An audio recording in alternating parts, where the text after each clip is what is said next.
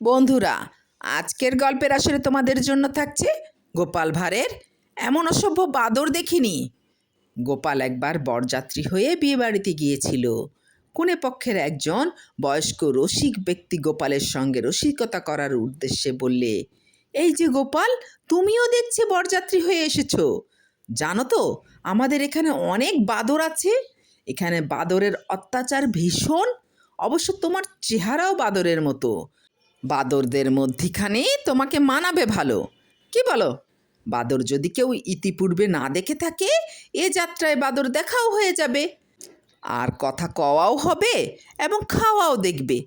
গোপাল তখন কনে পক্ষের সেই ভদ্রলোককে বলল, মশাই, এর আগেও আমি ঢের বাদর দেখেছি, কিন্তু আপনার মতো এমন অসভ্য বাদর কোথাও কোনো দিন দেখিনি।